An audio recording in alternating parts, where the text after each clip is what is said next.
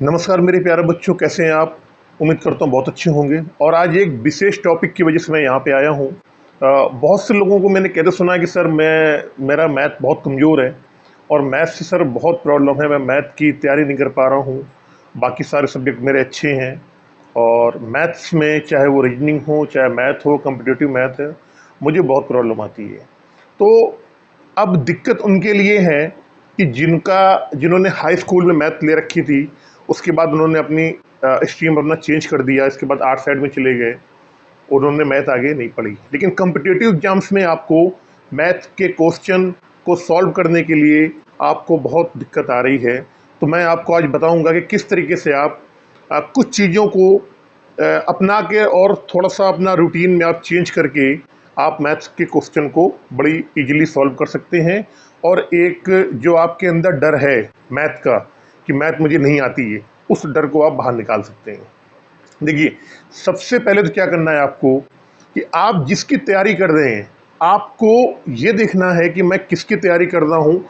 उस तैयारी में, उस कॉम्पिटिटिव एग्जाम्स में मुझे मैथ का कितना सिलेबस पढ़ना है, कैसे पढ़ना है और क्या मुझे सिलेबस नहीं पढ़ना है।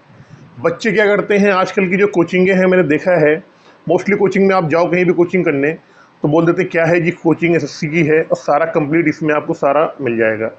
नहीं, अगर आपका बेसिक कमज़ोर है, आपको मैथ से बहुत ज़्यादा प्रॉब्लम होती रही पहले और आपने अभी बिल्कुल सोचा है कि मुझे मैथ पढ़नी है, मैथ बिल्कुल मेरा बहुत कमज़ोर है, तो आप सबसे पहले मैं आपको ये सलाह दूंगा कि आप किसी भी हाई फाई कोचिंग में मत जाइए।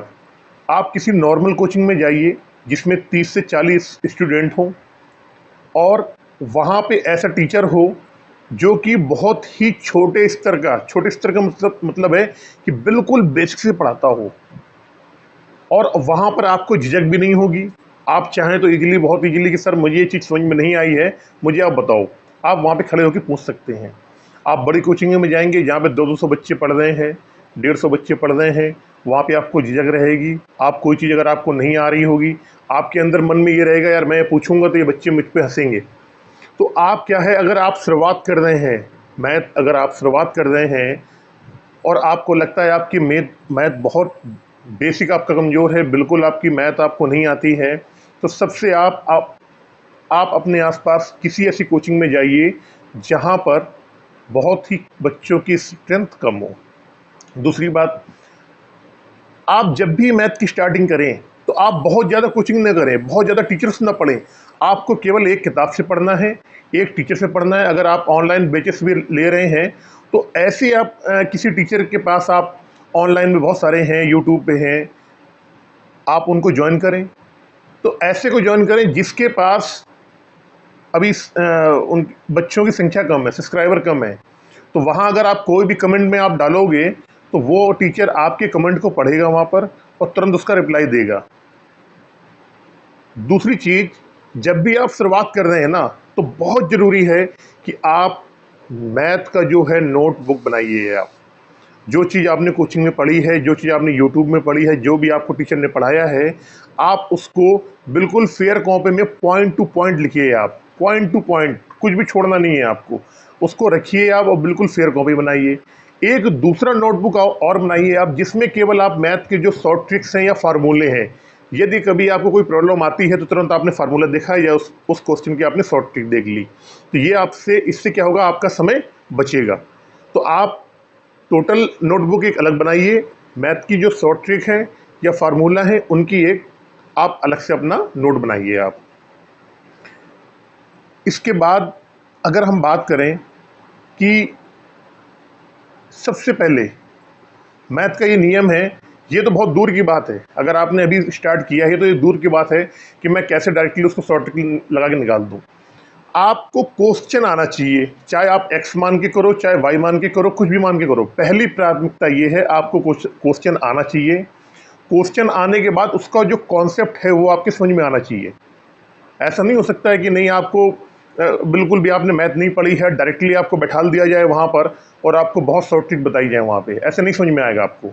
आप जब भी कोई भी चीज़ स्टार्ट करें, आप बिल्कुल मत सोचिए, कोई दिक्कत नहीं है, आप पढ़िए, एक्स मान के करिए, चाहे जैसे करिए, पहले आपको क्वेश्चन आना चाहिए। जब आपको क्वेश्चन आने लगेंगे उसके बाद आप देखिए कि मैं ऐसा क्या करूं कि कंपिटिटिव एग्जाम में मैं इसको और शॉर्ट तरीके से कर सकूं। आप बच्चे जो आज बच्चे हैं, जितने भी मैथ के टीचर हैं, उन्होंने जो क्वेश्चन आज वो शॉर्ट ट्रिक से कर रहे हैं, किसी ज़माने में उसको एक्स मान के वाई मान के किया करते थे वो। तो ये चीज़ है कि आपको पहले क्वेश्चन आना चाहिए, चाहे जैसे आए। जो आपने क्वेश्चन कर लिया है, जो क्वेश्चन आपने सॉल्व कर लिए हैं, तो ये नहीं कि आपने एक बार आप सॉल्व कर लिया, 1 महीने बाद अगर आपसे पूछा जाएगा या आपको दिया जाएगा तो हो सकता है आप उस क्वेश्चन को गलत कर दें।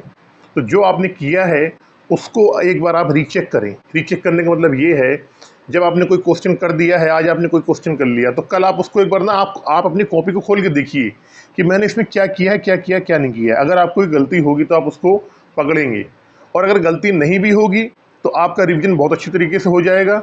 आप उसको और बेहतर तरीके से करने में सक्षम हो पाएंगे। आप जब कोचिंग में पढ़ने गए, आपने वहाँ तैयारी करी, आपका सिलेबस कंप्लीट हो गया, तो इसके बाद आप मॉक टेस्ट कर सकते हैं। मॉक टेस्ट मतलब कि घर में ही आपने सोच लिया कि किस तरीके से आप मॉक टेस्ट का मतलब होता है खुद को एग्जामिन करना, खुद का परीक्षण करना कि आप कितना तैयार हैं कॉम्पिटिटिव एग्जाम्स के लिए। अगर मान लीजिए कहीं पे आपके मैथ के 50 क्वेश्चन आते हैं, तो 50 क्वेश्चन के लिए मार्केट वगैरह में बहुत अच्छी बुकें हैं, टेस्ट सीरीज आती है, टेक्स्ट बुक वगैरह भी आती हैं। आप उसको लाइए, 50 क्वेश्चन आपको करना है, आपने टाइम सेट कर लिया और आप अकेले बैठ गए और आपने करना स्टार्ट कर दिया। उस टाइम के अंदर जो कि टाइम आपके पेपर में लगने वाला है। तो इसी तरीके जब आप खुद का परीक्षण करेंगे तो आपको मालूम पड़ेगा कि मैंने कितने समय में कितने क्वेश्चन मैंने सही करे हैं। तो इससे आपका स्वयं मूल्यांकन, सेल्फ आपको लगेगा कि हाँ मैं मेरी तैयारी सही है, परीक्षा के टाइम पे कितनी मेरी तैयारी नहीं है। जिन क्वेश्चंस में आपको देखिए, क्वेश्चन भी बहुत टाइप के होते हैं। हो सकता है कुछ टाइप के ऐसे क्वेश्चन हो जो तो आप बहुत जल्दी निकाल लेते हैं आप, लेकिन कुछ क्वेश्चन कैसे टाइप होते हैं जो आपको बहुत लगता है ये तो बहुत डिफिकल्ट है, कैसे करेंगे, तो उसमें आप ज़्यादा समय दीजिए। आप तैयारी कर रहे हैं, आपको आपका डेली बेस पे आपका एक चार्ट होना चाहिए टाइम टेबल का। आपके अगर मैथ कमज़ोर है तो आपको बाकी सब्जेक्ट के अलावा मैथ में ज़्यादा आपको टाइम देना पड़ेगा, आपको मैथ में ज़्यादा प्रैक्टिस करनी पड़ेगी। और प्रैक्टिस आप करते हैं तो उसका बेनिफिट आपको 100% आपकी एक्यूरेसी में और आपके टाइम टेबल जो टाइम टेकन इन एग्जामिनेशन, उसमें बिल्कुल आपको फ़ायदा मिलेगा। एक जो ज़रूरी बात मैंने जैसे आपको बताया वो फिर बता रहा हूँ, बहुत ज़्यादा किताबें ले लेना, बहुत ज़्यादा कोर्स ज्वाइन कर लेना, बहुत ज़्यादा टीचरों के पास जाना कोई फ़ायदा नहीं है। आप एक कोर्स ज्वाइन करिए, आप एक कोचिंग करिए, आप एक टीचर से पढ़िए। और ये नहीं आप किसी टीचर के पास गए, आप तो जाते हो 15 दिन 20 दिन पढ़ोगे, यार ये टीचर तो अच्छा नहीं पढ़ा रहा। नहीं, किसी टीचर को अगर आपको एग्जामिनेशन करना है ना, तो आपको कम से कम मैं कहता हूँ 1 महीने का समय चाहिए। आप 5 दिन में, 6 दिन में, 10 दिन में नहीं कह सकते कि वो टीचर खराब पढ़ा रहा है कि अच्छा पढ़ा रहा है। तो आप कहीं भी जाते हैं, किसी कोचिंग में जाते हैं, किसी आप कोई ऑनलाइन कोर्स करते हैं, उसमें आप समय दीजिए। आप पढ़ रहे हैं, 5 दिन पढ़िए, 10 दिन पढ़िए, 1 महीना पढ़िए। अगर 1 महीने बाद भी लगता है मुझे समझ में नहीं आ रहा है, तो फिर आप कोई दूसरा टीचर आप देख सकते हैं आप। दूसरी बात, आप जिस भी चीज़ की तैयारी कर रहे हैं, कोशिश करें कि आपके साथ उस चीज़ की तैयारी करने, अगर आप बीएड की तैयारी कर, यूपी टेट की तैयारी कर रहे हैं आप, तो आप ऐसे लोगों को ग्रुप बनाइए कि उसमें यूपी टेट की तैयारी करने वाले ही लोग हों। कोचिंग अगर आप ज्वाइन करते हैं तो कोचिंग में आप स्पष्ट तौर पे, ये मैं बातें उनके लिए बता रहा हूँ, फिर से मैं बता दूं जिनका मैथ बहुत कमज़ोर है। जब आप कोचिंग ज्वाइन करने जाते हैं तो अगर आपको मान लीजिए बैंकिंग की तैयारी करनी है, यूपी टेट की करनी है, एसएससी जीडी करनी है, तो आप उनको बोलिए कि नहीं सर, मैं जो मुझे पढ़ना है मैं केवल वो पढ़ूंगा, मैं कंबाइंड जो एक बैच होता है ना, मैं उसमें नहीं पढ़ूंगा, उसमें मैं नहीं पढ़ूंगा, क्योंकि उसमें ज़्यादा बच्चे होंगे, आपका स्टैंडर्ड वहाँ लो रहेगा और जो बाकी बच्चे बैठेंगे उनका स्टैंडर्ड बहुत हाई होगा। जो टीचर वहाँ पढ़ाने वाला होगा वो डायरेक्टली शॉर्टकट से बता देगा।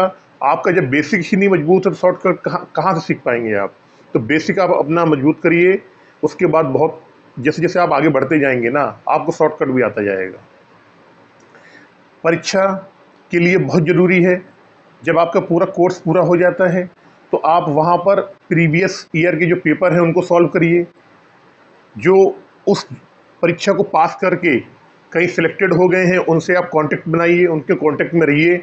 उनसे आप पूछ सकते हैं कि बताइए मैं भी तैयारी कर रहा हूँ, मैं कौन सी किताब पढूं, मैं किस तरीके से तैयारी करूं, मैं कितने घंटे पढूं, मैं अपने टाइम टेबल कैसे सेट करूं। तो इस तरीके से भी आपको बहुत ज़्यादा नॉलेज वहाँ पर मिल सकती है। और रही बात कि मैथ इतना डिफ़िकल्ट नहीं है। जिसको मैथ आती है ना तो वो 50 में से 50 क्वेश्चन, 100 में से 100 क्वेश्चन करके आते हैं। मैथ लोगों ने हवा बना रखी है। अगर आप बेसिक से पढ़ेंगे ना तो आपकी मैथ बहुत बढ़िया होगी। और बेसिक से कोई भी चैप्टर है आप बेसिक से पढ़िए, कोई दिक्कत नहीं है। और मैथ की 2-3 चीज़ें हैं, मैं बता दूं आपको। अगर आप बेसिक से स्टार्ट कर रहे हैं तो कम से कम मैथ में आपको 1 से लेके 1 से लेकर 20 तक तो आपको टेबल आना चाहिए, बिल्कुल क्लियर। आमतौर पे मैंने देखा बच्चों को टेबल आते हैं 10 से 12, 10 तक या 12 तक आते हैं टेबल। लेकिन आपको 1 से लेकर 20 तक टेबल आना चाहिए। 1 से लेकर 15 तक आपको स्क्वायर आने चाहिए आपको। और 1 से लेकर 12 तक आपको क्यूब याद होने चाहिए, पक्का कंफर्म होनी चाहिए इतना दो। और 1 से लेके 10 तक परसेंटेज वैल्यू का जो फ्रैक्शन वैल्यू आती है वो याद होना चाहिए। जैसे कि 2% का क्या होता है, ठीक है ना। इस तरीके से आपको मालूम होना चाहिए। 1/1, 1/2, 1/3, इस तरीके से, मतलब फ्रैक्शन जो वैल्यू होती है उसकी परसेंटेज वैल्यू आपको याद होनी चाहिए। अगर इतना सब कुछ आप याद करते हैं इसके बाद आप मैथ लगाइए। मैथ में कोई नहीं है। ज़्यादातर अगर आपको मैथ समझ में नहीं आती है तो कोशिश ये करिए कि जब आप सुबह, जिस टाइम आप रिलैक्स होकर उठते हैं, सुबह अगर आप सो के उठते हैं आप मैथ पढ़िए। शाम को अगर आप थोड़ा बहुत दोपहर में सो के आप उठते हैं, थोड़ा बहुत आपको टाइम मिलता है, तब आप मैथ पढ़िए। तो इस तरीके से आप मैथ को वो टाइम दीजिए जिस टाइम आप बिल्कुल तारो-तजा होते हैं, मतलब बिल्कुल फ्रेश होते हैं आप बिल्कुल कोई आपको नींद वगैरह इस तरीके से नहीं आ रही होती, उस समय आप मैथ पढ़िए। बेसिक आप अपना स्ट्रॉन्ग करिए।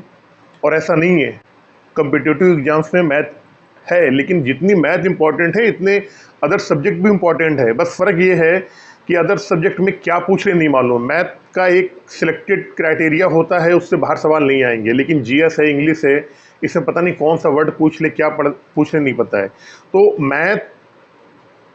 मैथ भी ही उतनी इम्पोर्टेंट है जितने अदर सब्जेक्ट हैं। लेकिन मैथ में आप जो पढ़ेंगे वो सवाल आएंगे पक्का, ये होता है नॉर्मली। तो उम्मीद करता हूँ आपको कुछ जानकारी जो मैंने आपको दी मैथ से रिलेटेड, सीजनिंग से रिलेटेड, ये आपके ज़रूर काम आएगी। और आप भी इस चीज़ को अपने दैनिक दिनचर्या में यूज़ करके मैथ को इम्प्रूव करेंगे। और अगर ये जानकारी अच्छी लगी हो तो लाइक करें, इस वीडियो को शेयर करें। और चैनल पे पहली बार आए हैं तो हमारे चैनल को मैथ विधि को सब्सक्राइब जरूर करें। मिलते हैं फिर एक और वीडियो के साथ, तब तक के लिए अपना बहुत ख्याल रखें। नमस्कार।